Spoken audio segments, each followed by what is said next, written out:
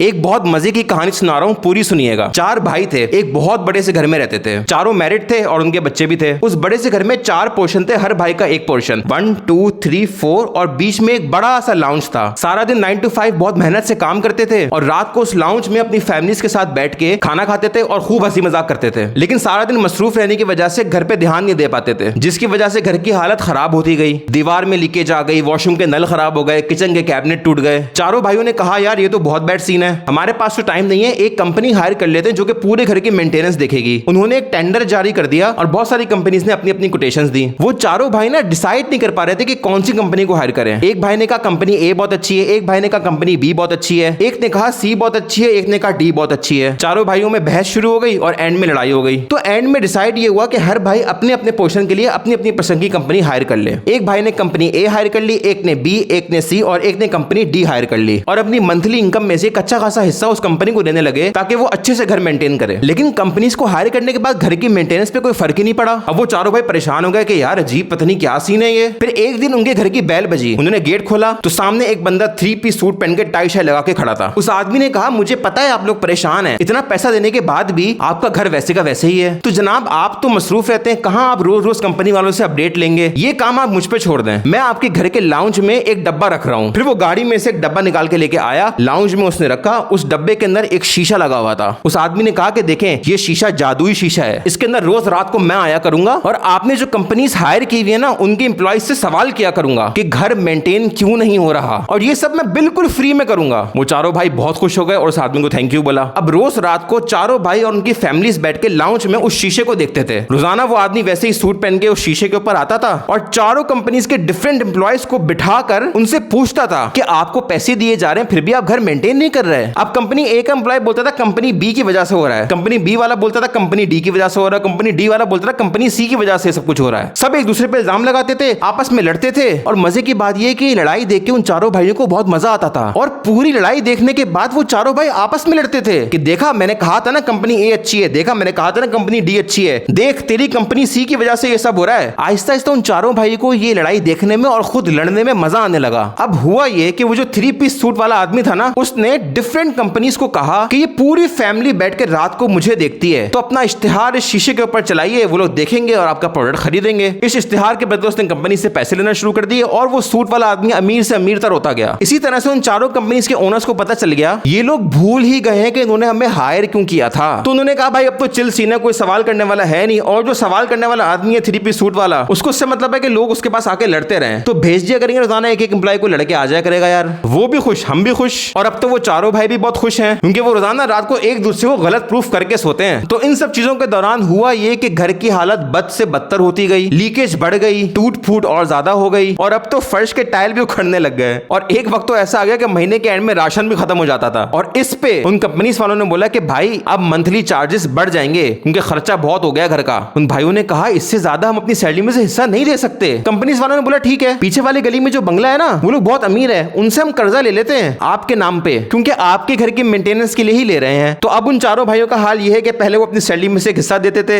अब वो कर्जदार भी बन चुके हैं और घर पहले से बहुत ज्यादा खराब हो गया है क्योंकि अब उस घर की दीवारें खराब होने के साथ साथ ना नफरतें भी हैं। तो यार मैं ये सोच रहा था क्या ही अच्छा होता कि वो कभी आपस में लड़ते ही ना, तो कंपनी वाले भी सीधे रहते और घर कितना प्यारा हो जाता। तो बस ऐसे ही ये स्टोरी मेरे जहन में है तो मैंने आप लोगों के साथ शेयर कर ली। एंड बाय द वे मैं ये कहानी सुनाने के चक्कर में भूल ही गया, हैप्पी 14 अगस्त, हैप्पी इंडिपेंडेंस डे। अल्लाह ताला हमारे मुल्क पाकिस्तान को अपने हिफ्ज़-ओ-अमान में रखे, आमीन।